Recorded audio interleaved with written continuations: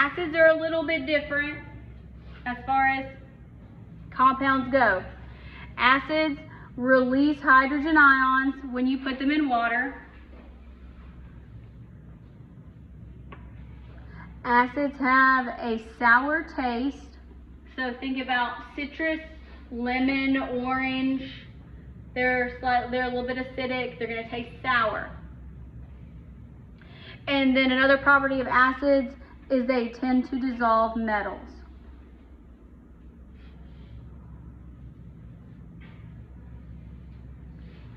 Now when it comes to acids, there are two types that we're going to name.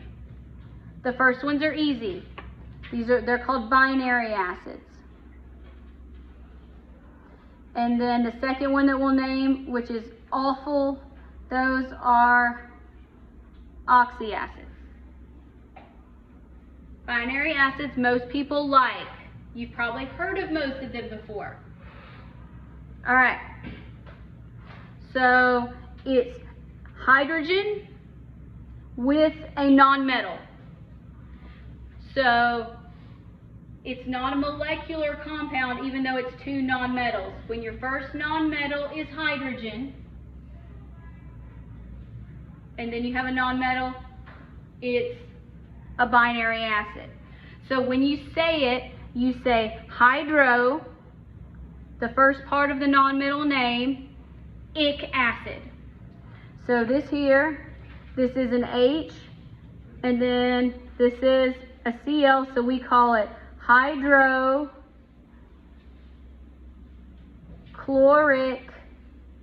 acid.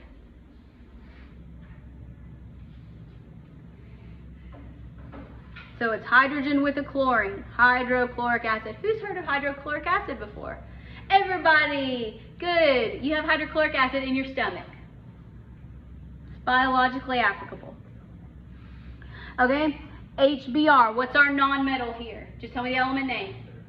Bromine. Okay, so we're gonna call it hydrobromic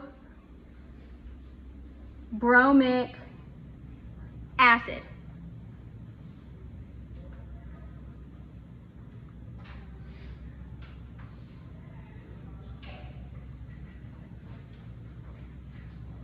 All right. This one, this is not high and it's not Hawaii. HI, the I is what element? Iodine. So we're going to call this hydroiodic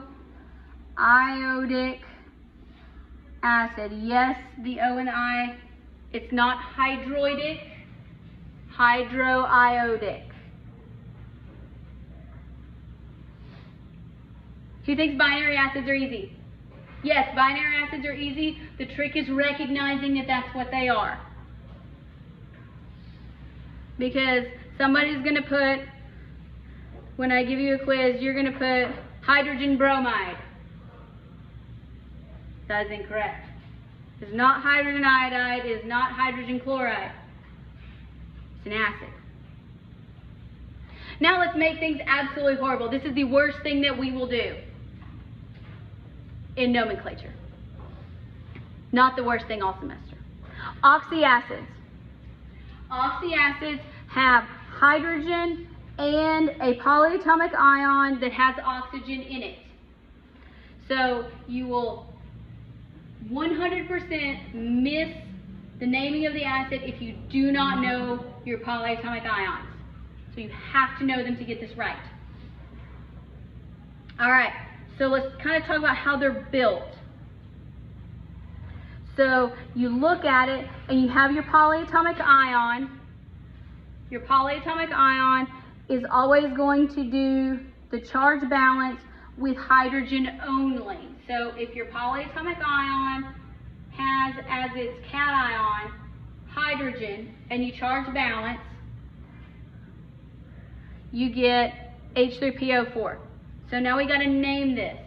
This is not hydrogen phosphate, because hydrogen phosphate is HPO4 minus 2. Oh, that's where it gets tricky. All right, so this is fully charged balance. It's not a polyatomic ion. So here we have We're going to break it down into hydrogen and a phosphate. Now, because it's an acid, the hydrogen is understood. It does not go in the name. Now, you take your phosphate and you break it down into kind of the base element name. So phosphate becomes phosphoric acid.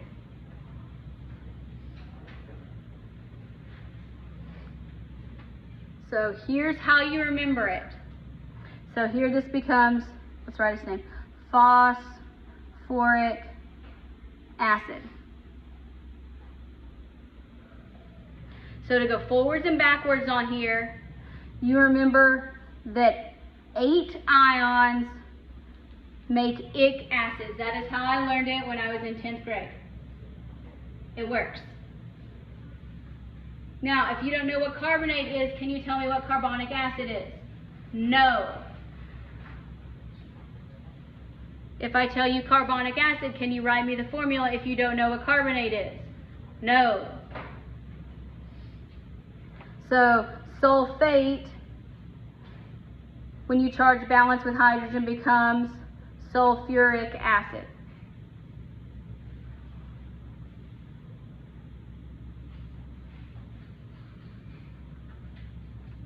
So that works for all. It works for chlorate, carbonate, sulfate, nitrate, phosphate. 8 polyatomic ions make ic acids. What happens if it's not an 8 ion? Ooh. Alright, this is not an 8 ion, but it is completely charged balanced with hydrogen, because that's a -3, that's a +1. So it becomes hydrogen, and what is this polyatomic ion? Phosphite, that's right. Phosphite, you can either memorize that, I don't recommend it, or you can do what I do, and it is the derived name. So you're using the suffixes based on the polyatomic ions. The hydrogen is understood. Look, these have the same base name. So go down to the element, phosphor, and here it becomes OUS, phosphorus acid.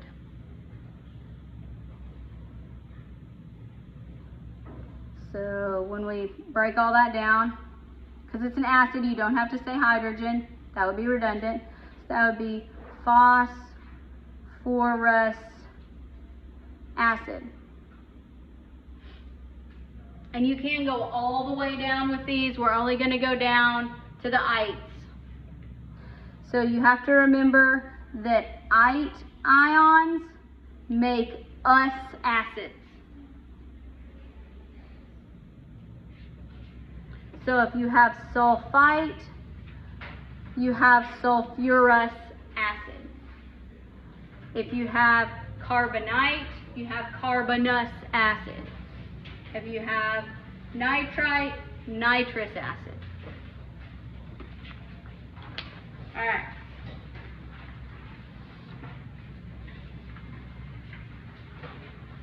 So here we go. I'm going to give you some of these. Our oxyanion here is carbonate. What's its formula?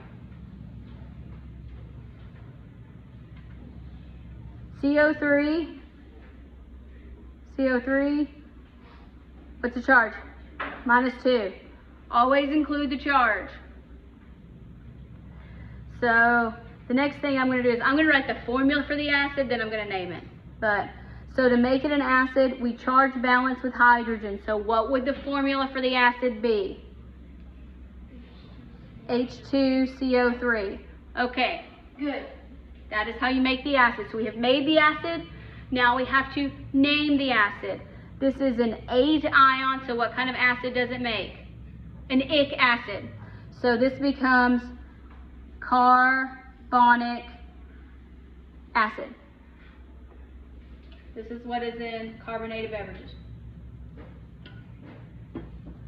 It is also part of the body's buffer system. Next one, nitrate. What is nitrate? It's okay, you can look back on your charts.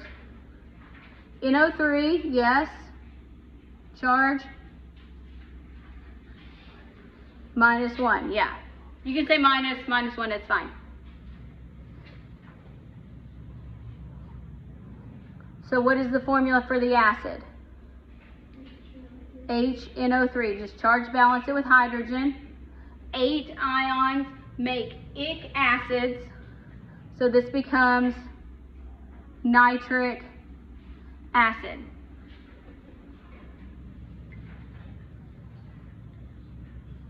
Pretty soon we're going to start balancing equations. You cannot balance an equation if you can't write the formula correctly.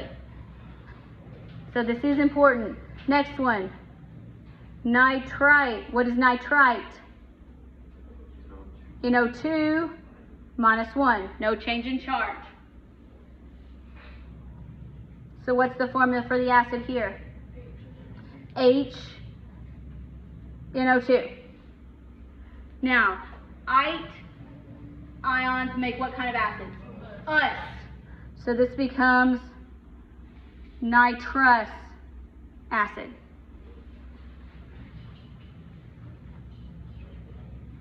All right. Next one. Sulfate. Sulfate is SO4 -2. All right. So its acid formula becomes H2SO4. It's an 8 ion, so what kind of acid is it? Ic. So what do we call it? Sulfuric acid.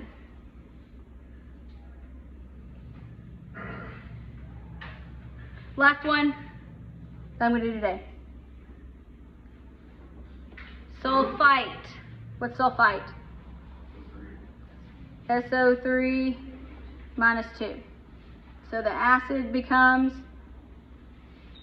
H2SO3, charge balance with hydrogen. What's its name? Sulfurous acid. All right. So we're going to practice these tomorrow before you pack up and go. Please remember to pay attention. There's a table in the book that takes you through a flow chart. If you are a visual person and like the flow chart, use the flow chart. The first thing it's going to ask you is it ionic, is it molecular, is it an acid? Then that tells you what you're going to do. Does it contain, what is the cation? Does it have a variable charge? Is it a polyatomic ion? So it just takes you through. Figure out what the compound is, what the rules are, and then name it. I highly recommend that.